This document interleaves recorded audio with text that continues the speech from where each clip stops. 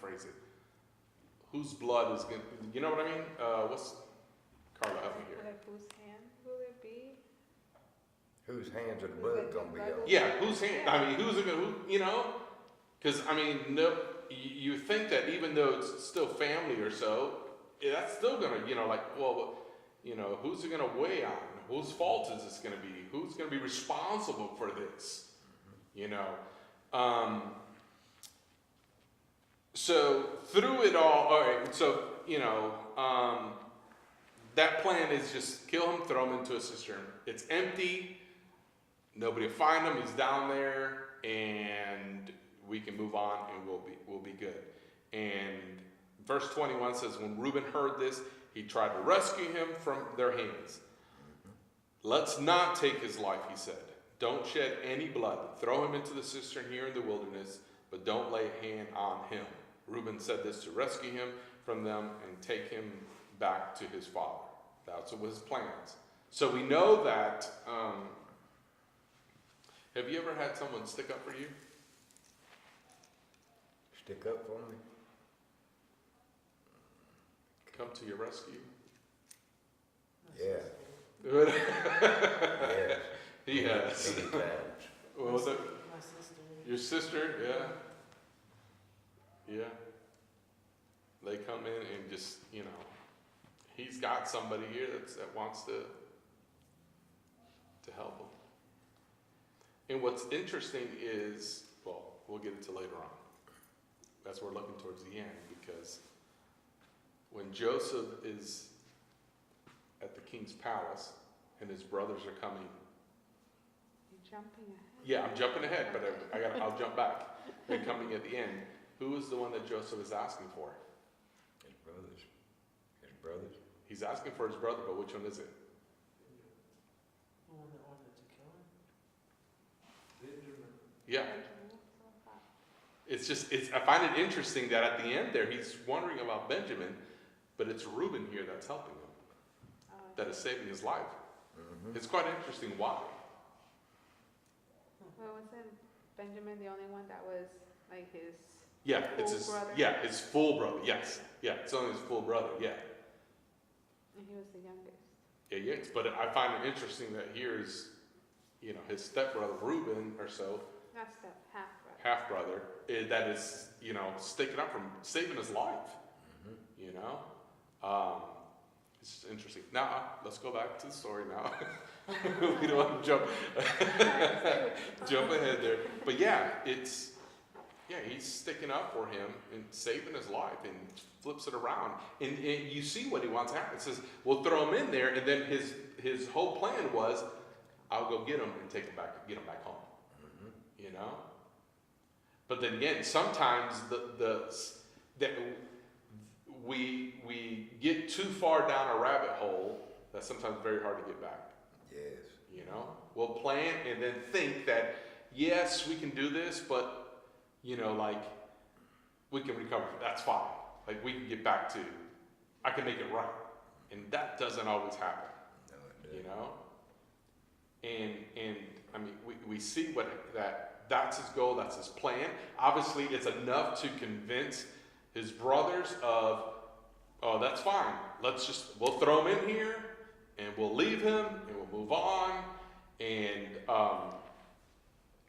what do? They verse 23, that coat that they didn't like, right? That coat that his dad gave him, that nobody else had, and he probably walked around with it like, yes, I'm dad's favorite. You know, and there's nothing you can do about it, kind of deal. And the first thing they want to do is just, let's take that silly coat away, strip it down, take it off of him, and easily we can go take it back to dad, blood all over it. We'll read the verse. Verse 23. So when Joseph came to his brothers, they stripped him of his robe, the ornate robe he was wearing, and they took him and threw him into the cistern. The cistern was empty. There was no water in it. As they sat down to eat their meal, they looked up and saw a caravan of the Ishmaelites coming from Gilead. Their camels were loaded with spices, balm, and myrrh, and they were on their way to take them down to Jerusalem. Judah said to his brothers, what will we gain if we kill our brother and cover up his blood? they decide to go ahead and sell him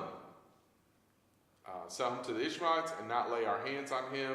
After all, he is our brother, our own flesh. And it seems like this brother is finally saying, oh, okay, this is pretty good, you know. And they go and plot to go ahead and sell him, get rid of him. Now this is Cain and Abel, right? No.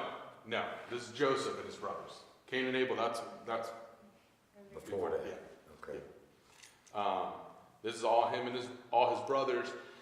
So they decide to go ahead and sell him. Now, all of a sudden, it's, you know, you've got a brother, Judah, that's like kind of made sense. Yeah, we can't do this. We can't go ahead and follow through with this. But then we'll just go ahead and, you know, again, what are we going to gain? Now he's thinking about the other side. It's messed up Reuben's plan to try to get him back home. But Judah's thinking of, we're not going to gain anything if we kill him, but we'll gain something if we sell him. Okay? And so then he sells them to Ishmaelites, and they get 20 shekels of silver. They take them. So, 20 shekels of silver at that time would have been worth about $100. So think for a moment.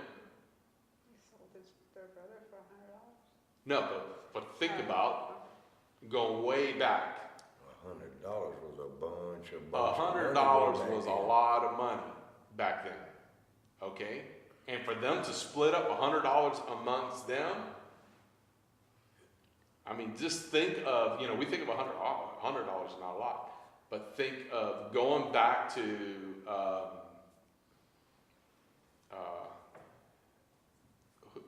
we had the little thing for Martha's birthday, right? Mm-hmm. And it showed, what year was that, 1930? 1945. 45 back then, and you see the prices of stuff. Gasoline was, you know, cents per gallon, whatever, you know what I mean? Back then, everything was so low. I hear stories of people buying, you know, land for a few dollars an acre, you know, and so back then it was not what it is, you know, now it's just inflation and all, but yeah, think back then. So going way back, even further than all of that, what we know, you know, eggs, 25 cents a dozen back then. That was probably a good, you know, 25 cents. You know, it's probably why we're like $9 now, whatever. But $100 back then, that was a lot of money. That's probably a couple of years' wages. Yeah, and that was the thing, is that I think, I forgot, shekel or two, somewhere around, something like that, just a few shekels is like worth a year's wages. Something like that. So just think, like, okay, with them thinking of, man, we can do this, and let's, you know, come out ahead here. So, yeah, amongst them, you know, distributing the 20 shekels, they did pretty good. They did pretty good. Verse 29 says, when Reuben returned to the cistern and saw that Joseph was not there, he tore his clothes. He went back to his brothers and said, the boy isn't there. Where could I turn now? So, interesting where there must be kind of, you know, scatter, separate, because one moment Reuben's there, now he's not there, whether he's gone over to keep working. They go ahead and put him in the cistern, and then he goes back and figures, as we get ready to move on, that I can go get him and get him out and let him run back home or so. You know, you almost kind of get a picture. Did they start already, brothers start moving on, and then Reuben ran back to go get him and didn't realize the transaction, that they got rid of him. You know, and he is just torn again. So in this time, you know, when they were mourning or when they were in pain or so, it was common for them to tear their clothes, and it was just a sign of, you know, this pain, this sorrow or or so, and so you see it throughout different stories where they're there and they're just tearing their clothes in tears. So that's a sign with him, where he's just like, what have you done? Mhm. You know, and he has no idea. Yeah. No idea. And he's so overwhelmed, you know? And, you know, it's almost think about going to Cain and Abel, you know, when, 'Cause they did wrong by their brother too. yes, And when you was talking about the shekels being about $100, I was reading in John right before I come over here in chapter 6 when Jesus was feeding the 5,000. It says here, when Jesus looked up and saw a great crowd coming toward him, he said to Philip, where shall we buy bread for these people to eat? He answered, this is only to test him, and he already had in mind what he was going to do. Philip answered him, 8 months' wages would not buy enough bread to feed 5,000. yeah. Wow. Yeah. 8 months' wages. And they got a good year or so of wages, Mm-hmm. each one for getting rid of selling a brother. So either the Ishmaelites pay really good, or they had really good plans for their brother. Mm-hmm. You know, no idea. You know, but again, so part of what's taking place is, you know, they're on their way to Egypt, and obviously Egypt is huge in trade. Egypt is, so when there's famine around, everybody flocks to Egypt because that's where you're going to get everything. You're going to survive in Egypt. So again, they're on their way trading, selling, you know, making business in Egypt. Because of the Nile River. There's everything. That is the, you know, the place to go. And later on, that's what we see happen. When the famine hits and everybody else is struggling to survive, they know is we've got to get to Egypt. Mm-hmm. And then they get back with their brother. And that's, later on. And you see how God, in the midst of, yes, all that takes place in Egypt or so. And again, what happens in Egypt with God's people? They end up being slaves. Yeah. Okay, so fast forward, and we'll come back. Don't worry, I'm going back. She's just like, you're going too far. You're going. Slow down here. Slow down. But you see where, you know, again, when we talk about God leading His people, calling His people out of Egypt, it's a nation. You're talking millions of people. Where did it all start? Right here. Right here. This ends up being this big family that is pulled into Egypt, that eventually from this large family becomes a nation. That's a lot of kids. Yeah.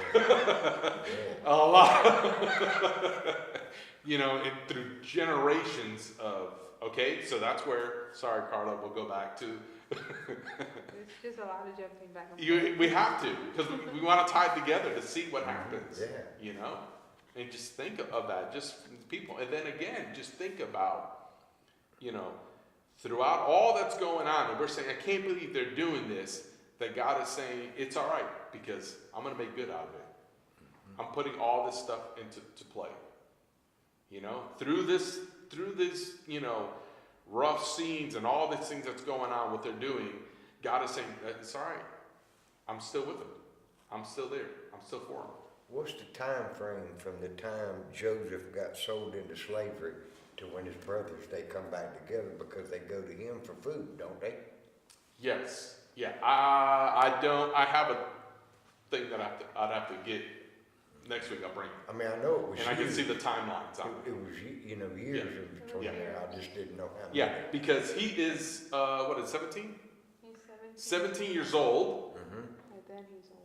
And yeah, he is, Because they don't recognize him. no, 40, I mean, he's a lot older, you So know? you're talking about 20, 30 There's years got to be, ago. yeah. It's Wow. a good time, yeah. I wasn't thinking it was, but maybe like 5 to 10. Oh, no, you're talking years later. I mean, obviously he's adapted some of the Egyptian lifestyle. He's dressed because you got to figure this guy, he ends up being the second person in charge of all of Egypt. So he dressed like it, he walks like it, talks like it, he's got guards around, like, so who would have thought? Yeah. You know? And then again, out of all the bad that the brothers do, they would never assume, like, that's not, it can't, there's no way. Yeah, we'll get there, yeah. So, we'll get there. You gotta look it up. I need to know You now. better look back up. You You know. about to get in trouble. You have me too far ahead, now we gotta find out. No, yeah, we have to, it's all good. So yeah, Reuben is torn, you know, like what have they done? You know? What I long to be able to do to take them back, and now I can't. Okay? And how much Reuben knows what his brothers have done, I don't know, because the verse 31, that they go ahead and they have his robe, they slaughter the goat, right? And then they put that blood on the sweater, so then they can take, or the coat, take it back to show proof, like, man, he was killed. Like, this is all that's left of him, kind of deal. So again, Reuben eventually figures out what's going on. So they take this robe, verse 32, back to the father. It says, we found this. Examine it to see whether it's your son's robe. What? It says around 39. So he's about 39 years old when he's, yeah. Wow, so 17 to 22 years. Wow. Yeah. Yeah, because it was a couple. You said 39, Ms. Carter? Around 39, it says. Wow, 17 to 22 years. Yeah. You know, and again, I mean, we can't, and I can't stress it enough that through all the evil that his brother's done, out of everything that Joseph faces, the one thing that continues to show is that God is with him. That he stayed faithful, and out of everything that people did to him, God made good out of it. That every single time somebody tried to do something bad, he still shined through it all and stayed faithful. So it just amazing, just that repeated theme through his life. But yeah, so they take that robe to his dad, you know, like, okay, this is all we got. Is it even your son? I don't even know if it is. And obviously, dad knows that coat. He's dead. He sees it, and it's like, this is his. This is his. He recognized, verse 33, he recognized it as my son's robe. Some fierce animals had devoured him. Joseph has surely been torn to pieces. Then Jacob tore his clothes, right? And it's back again, tearing their clothes. In agony, mourning. It's a sign of mourning. And they would put on sackcloth, this cloth, and it was just, again, it was just a sign. Those that saw it, they knew they're in mourning, they're in pain. So it says that all his sons and daughters came to comfort him, but he refused to be comforted. No, he said, I will continue to mourn until I join my son in the grave. So his father wept for him. And yeah, so it's that pain of, again, man, it's kind of, how do the brothers feel of, you know, we thought we could get past this, get rid of him, but yet he's still, like, it was all about Joseph.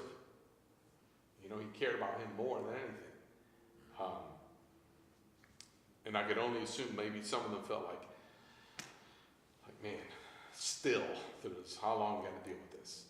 I imagine probably for a long time the conscience was probably getting the best of them for doing that Probably, to their yeah. brother. Yeah.